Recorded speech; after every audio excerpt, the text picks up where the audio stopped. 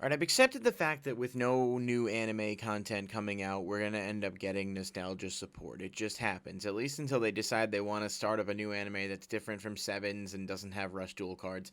And we've seen that with the past couple of sets. Blazing Vortex was themed around a lot of GX stuff with Armed Dragons, Dawn of Majesty was themed around Stardust Dragon, obviously 5Ds, and Lightning Overdrive was themed around Utopia. So it's only fitting that we now get back to the original series, and that is Battle of Chaos, which we don't know a ton about yet. There's not too many leaks for it, but the cover of the set is an awesome boss monster that we'll get to in just a minute. But last night they released a slate of Dark Magician support that will all be in Battle of Chaos, which is the core set that we will get after Burst of Destiny. So I don't think we would actually get this until January or February if they don't delay anything. But that's not what I'm talking about today. We're going to look at these new cards because I think they're actually pretty darn good in terms of, like, doing something for the Dark Magician deck, at least some of them.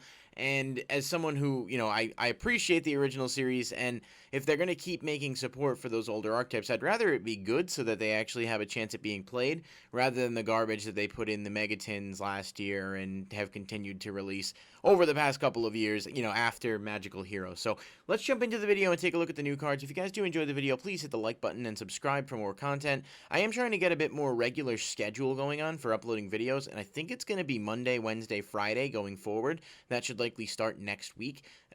So people that have asked, you know, when do you upload videos, what have you, Monday will probably be like some kind of opening or throwback video. Wednesdays will be the Market Watch stuff, and then Fridays will be like a more in-depth discussion video. There will still be additional videos interspersed in between, like this one, if there's new support announced that I want to go over. So, first up we have Dimension Conjurer, level 1 spellcaster. If this card is normal or special summon, you can add one magical dimension from your deck or graveyard to your hand. If this card is sent to the from the monster zone to the graveyard, you can draw cards equal to the number of spellcaster monsters you control, then place the same number of cards from your hand on top of the deck in any order. Okay, so Magical Dimension, for those of you unfamiliar, is an older card. This is a Turbo Pack foil. It actually came out, I think it was back in Turbo Pack 2. It's definitely seen some play over the years in decks like Apprentice Magician and things of that nature. I don't think it's been used at all anytime recently, but it's still kind of a cute card, and to be honest, being able to search it and then actively have the conditions to play it right there is somewhat okay. I don't know if anyone's going to suddenly start playing Magical Dimension, but might be worth keeping an eye on. It's super cheap, and there's a bunch of printing, so other than the super rare, you won't have a problem getting them. I do like the second effect, being able to sort of refresh your hand. It doesn't really matter how he's sent to the graveyard, so you can link with him and then do it. It's decent, it's just more often than not, I don't think it's going to come into play. It's a cool card, and I applaud them doing something that's actually pretty solid in terms of giving old support, but I don't think this one's going to see too much play.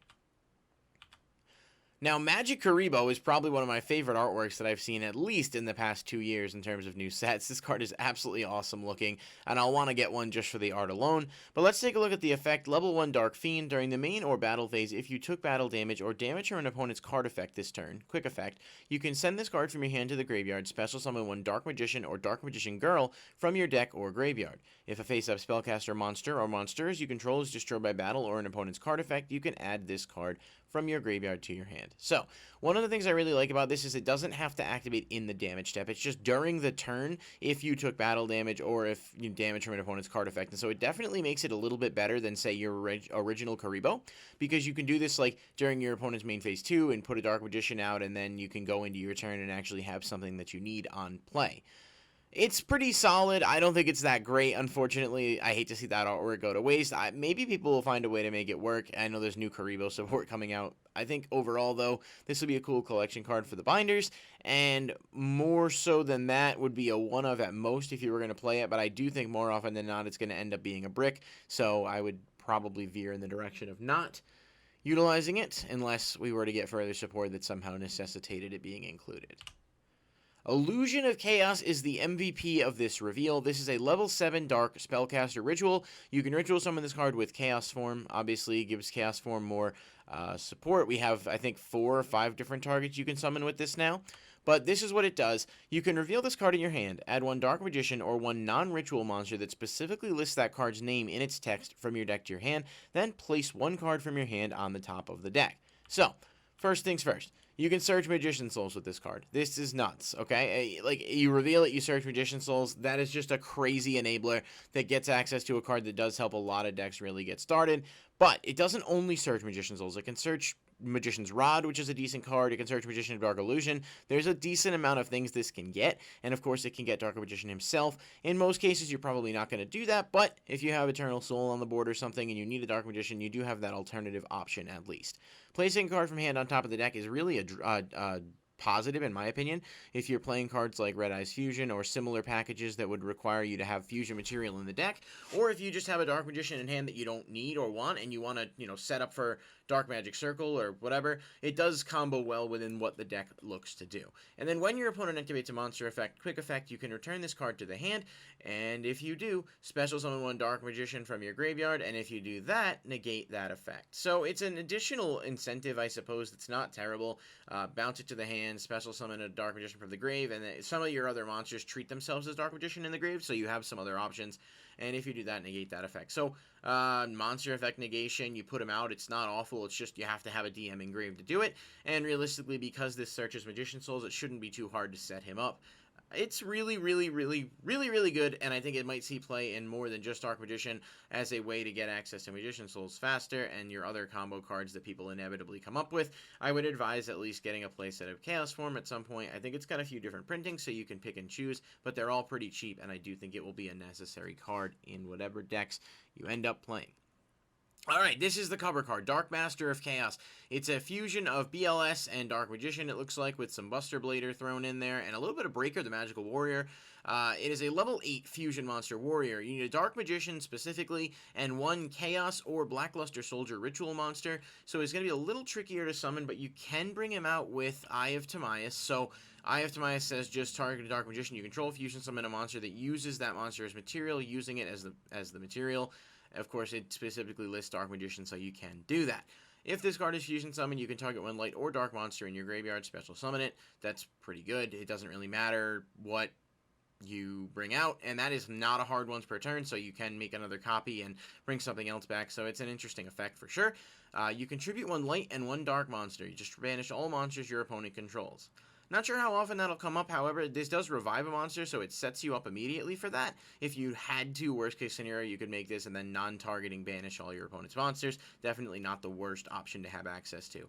If this Fusion Summon card is destroyed by battle or card effect, you can target one spell in your graveyard, add it to your hand. Any spell. And you can trigger its destruction with your own card effect, which is really, really cool. I actually think this card is pretty good, especially due to synergy with Eye of Timaeus. I don't know whether or not it's going to end up making the final cut in terms of how people play Dark Magician, but it's worth keeping an eye on, and it is really easy to summon. I don't know why you wouldn't play at least one if you're playing Timaeus because of what it actually can do for you.